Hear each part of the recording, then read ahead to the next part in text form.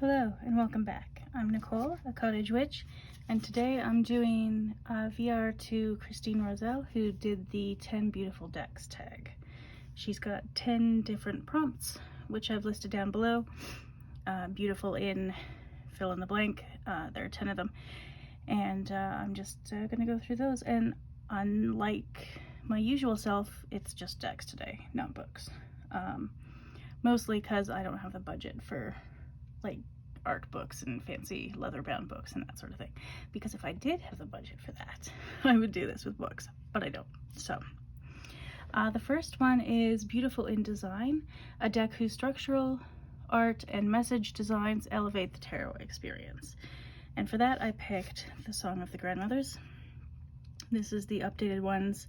I think she had an earlier one, Kara Simons, but this one is illustrated by Mari in the Sky, who did the Gentle Tarot, and I love her artwork so much.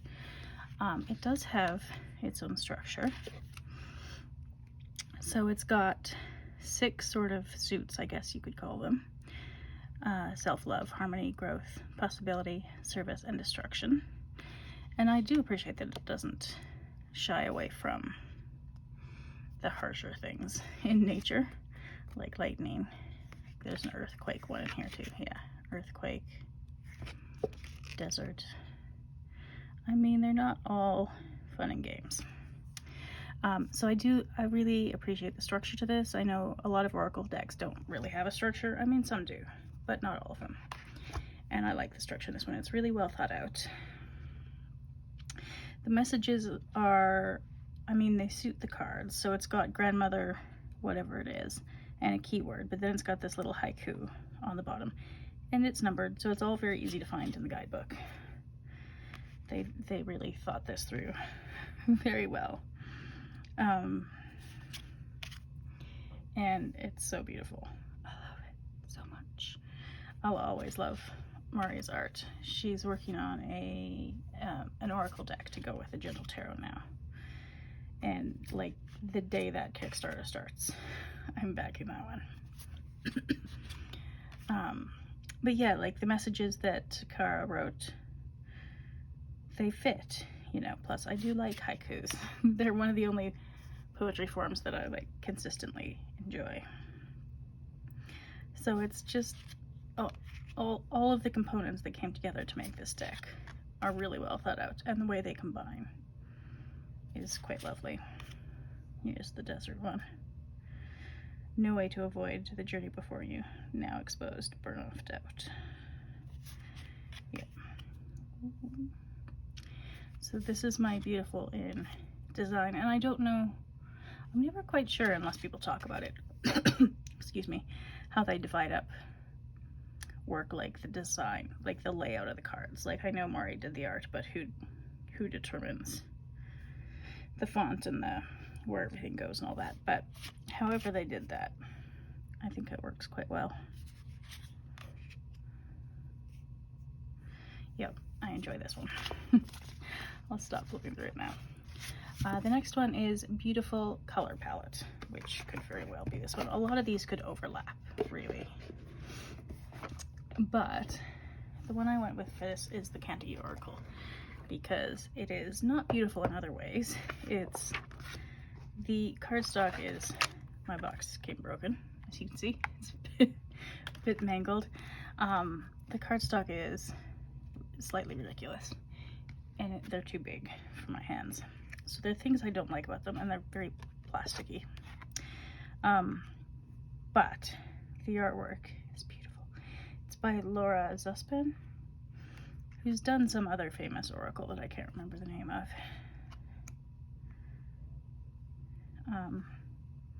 And I really like her artwork. I like watercolor. I particularly like it when it's sort of loose and flowing. Like I don't tend to like the watercolors that are, you know, of farmhouses and things. But if we're talking about a forest in the tunnel of our ancestors, I'm into that.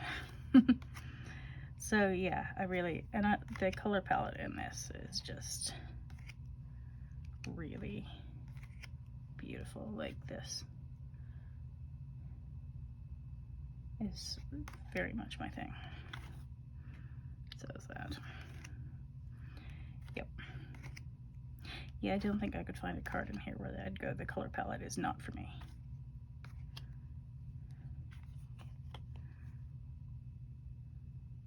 They're all just sort of mesmerizing and sometimes strange.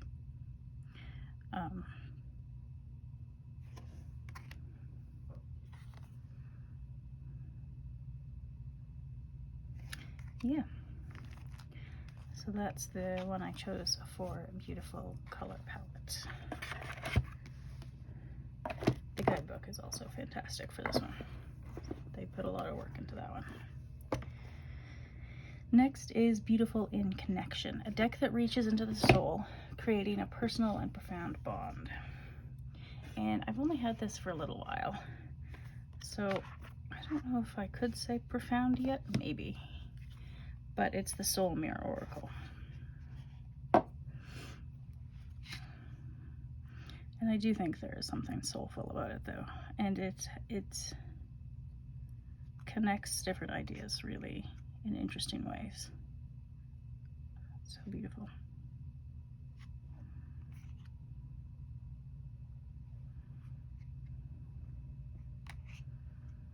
I haven't used it as much yet as I should. It's a really nice winter deck.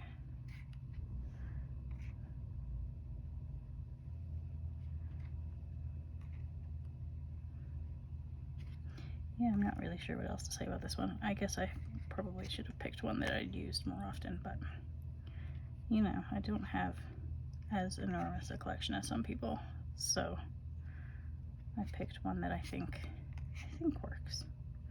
Maybe if I were to do this in a year from now, I'd change my mind, but oh well.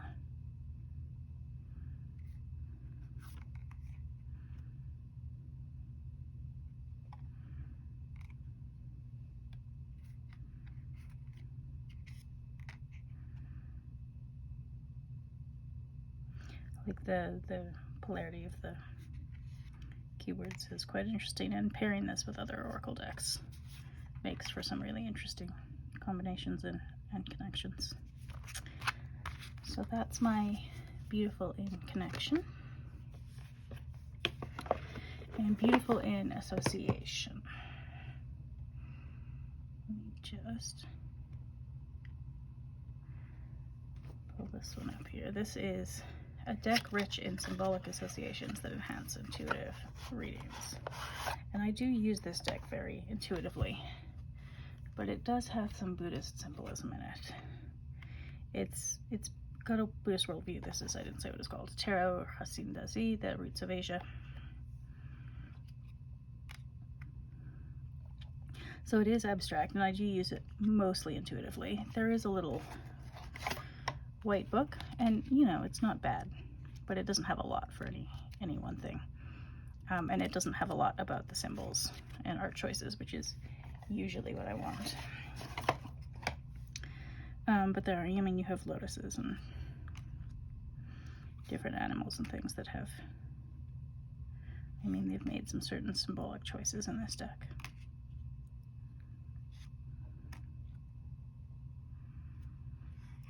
And I think that, you know, that does enhance it, because it is a very intuitive deck for me. But when you want to dive deeper into it and think about it some more, that's another layer you can get out of it. And it's so beautiful, which I guess is the theme of this video, so maybe I'll stop saying that, or I'd say it about all of these decks. Or maybe I won't stop saying it. Who knows? So that was Beautiful in Association. And next up is Beautiful in Wonder, a deck that inspires awe and a sense of wonder and something bigger than yourself in each card. And for this, I picked the Margaret Peterson Tarot. It's my Dreamwork Tarot, and it is just astonishing. Like, I'm awed by these cards every time I look at them. They're amazing. I know she spent, like, I don't know how long, 20 years or something, working on these cards, and I can believe that because there's a lot. It's very abstract, but it's also kind of like miraculous. It's amazing. I love looking at these images. Her artwork is so beautiful. And yeah, and something bigger than yourself with each card. Yeah, I'd say so. I mean, these certainly do seem to me to be depicting something on a grand scale, emotions or a sense of being or connection to the world. It's not a small scale sort of world this deck is depicting.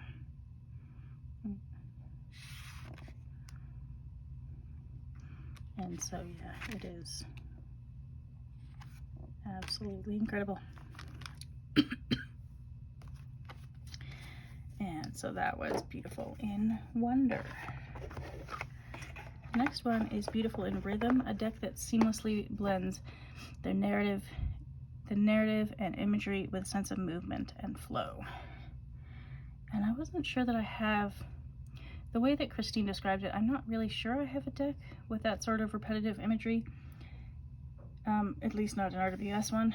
So I went with the Seventh Sphere, which is a Marseille deck,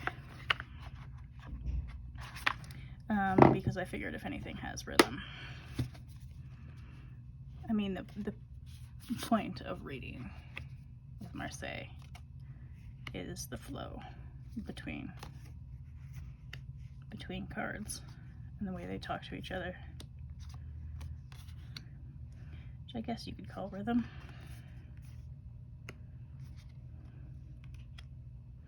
If I ever got a hold of that opera, what's the opera deck? Tarocchi Musica or something? It's an Italian deck, which is out of print, I think. Maybe that would be the rhythm one. I don't know.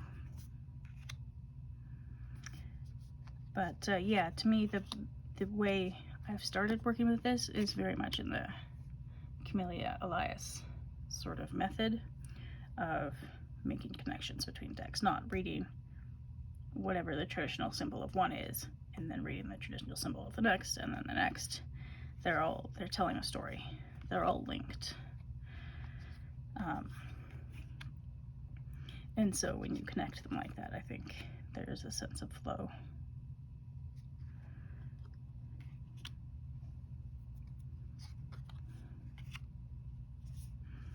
And I just love this deck too. It's a beautiful deck to use. Like, it just feels nice, and the spot gloss feels nice, and the gilding feels nice. Like, it's just all, it's all really, really well made, and I love it.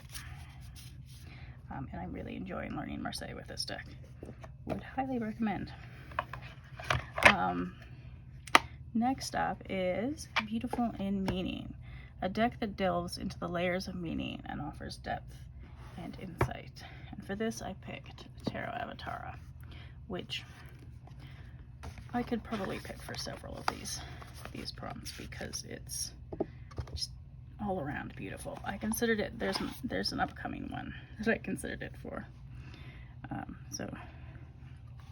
Well, a couple of upcoming ones, because it is beautiful to shuffle. The cardstock is beautiful. The gilding is amazing. It just feels incredible, and it looks incredible. But it also has a depth of symbolism.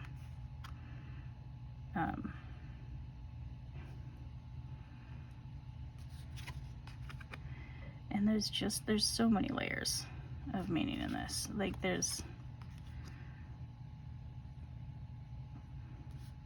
you know, what you see at first, and then there's what you see the 54th time you look at it. And it's, yeah, never ceases to astonish me, really. Gabby Angus West is an incredible artist, and I do love Frida Kahlo, so, you know, this is right up my alley. And the symbolism in Frida Kahlo's work is considerable.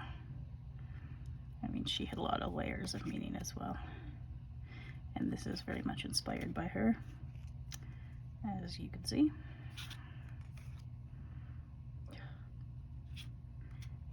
And I could just get distracted for quite some time just flipping through this. It's wonderful. So, despite the fact this could have been my choice for about 5 out of the 10, or possibly 10 out of the 10, I have picked it for beautiful in meaning. Doesn't really want to go back in its box.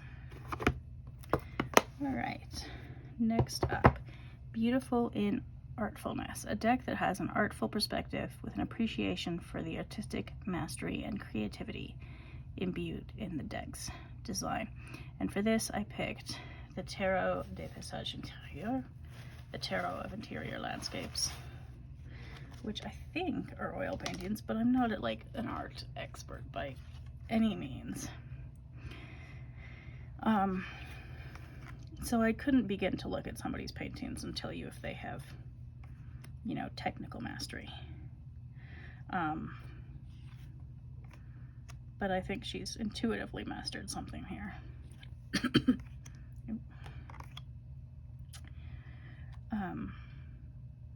There is a depth of, despite the fact it looks monotonous, there is a depth to the color, which I appreciate. And certain interesting movements in the line work.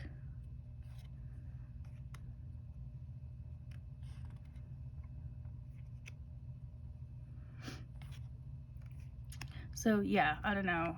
I had a hard time with a few of these, picking out like artistic mastery. I don't know if I'm the person to judge artistic mastery, but I think this is pretty great. And I'm really glad that I have it. So that is my pick for beautiful in artfulness, which I don't usually store things in bags, but this one doesn't come with a box, so into the bag with that. And then the second last one is beautiful in haptics, a deck that's not only beautiful to look at, but also feels incredible to shuffle and handle. So I really wanted to pick the Tarot Avatar again for that, but I picked one of the runners up. Actually, I could have picked that Tarot de Marseille for this one as well. So maybe this is the third place choice? I don't know. I was getting down the list. But this is the Moonchild Tarot. Because I do like how this looks and how it feels. Like, it looks beautiful, but it also feels, it just feels interesting. Like, it's got a sort of buttery, I don't know what I'm not a cardstock person. And then it's got the spot gloss on the back, so that feels kind of interesting. And the matte edging that used to be sparkly, but the sparkles have all come off and are now just elsewhere in my apartment, although I don't actually notice them that much. But anyway,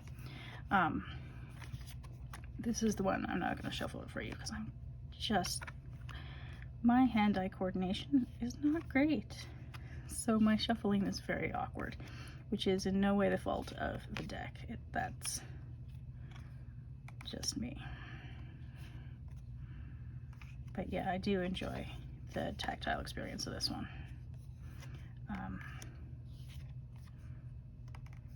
It's very lovely.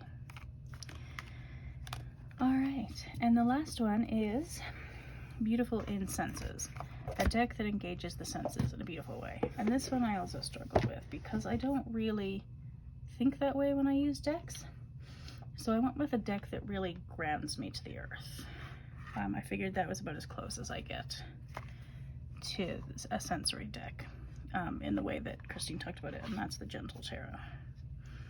This is also that sort of buttery cardstock with a really nice, smooth matte gold gilding. And it doesn't need to be in order anymore. But it's, oh, and I'm making a mess. Good, excellent. I do tend to dissociate for reasons I won't get into. And this is one of those things that's very helpful for grounding back into the earth. And one of the things that you can do when you dissociate or when you have anxiety is those 5 senses things, like 5 things you can see, 4 things you can hear, 3 things you can touch, that sort of thing, and just go through all your 5 senses. I can't remember the exact order of them, but it doesn't really matter. And this is one of those things that's lovely to both touch and to see and just to sit with and feel more connected to the earth. It's really a beautiful experience using this deck. I should count the number of times I've used the word beautiful in this tag, but I guess that is sort of the point. So that's all right. This is my all-time favorite. If I had to pick one deck forever, it would be this exact deck. I adore it. So that is the end of my 10 Beautiful Decks tag, a VR to Christine Roselle. I don't think I've seen a lot of other people do it yet, but I haven't checked in the last few days. But then again, I am making this in early to mid-March, but I might not post it for a while because it's not. Some of the other ones going around at the moment are like time sensitive for holidays and things. So I may hang on to this for a low energy week and post it then. But anyway, that's all I've got for today. Thank you for watching, and I'll see you next time.